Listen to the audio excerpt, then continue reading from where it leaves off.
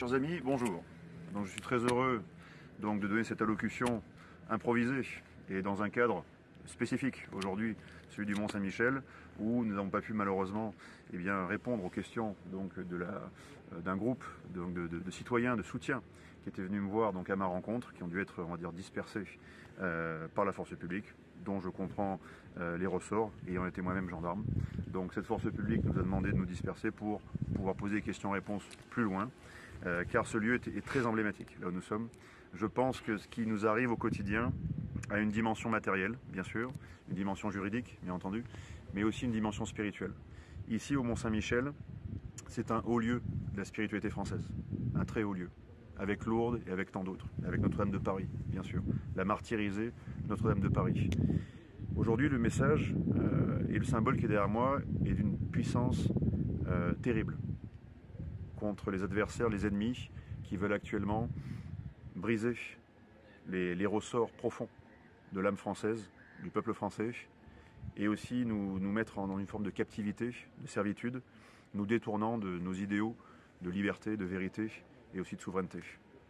Aujourd'hui, au Mont-Saint-Michel, c'est l'invocation, la prière, le recueillement vis-à-vis de cet archange, de ce symbole, de cet archétype métasymbolique qui illustre de façon grandiose la victoire de la lumière sur l'ombre, la victoire du positif sur le négatif. Car jadis, l'archange Saint-Michel a écrasé la tête du diable, ici. Et nous écraserons tous cette tête du diable. Le diable, il est en nous, il est aussi à l'extérieur de nous. Donc, pour écraser la tête du diable en nous, nous devons retrouver ce courage élémentaire, je le dis à chacun de mes discours, qui exorcisera la peur. La peur, c'est le diable. La division, c'est le diable. Donc nous devons retrouver cette joie, ce partage, ce courage, et déjà le diable sera exorcisé au fond de nous. Et à partir de là, nous pourrons l'exorciser dans tous nos rapports et faire en sorte que la société française, la grande civilisation française, rejaillisse, renaisse et resplendisse de nouveau. C'était un message simple, j'espère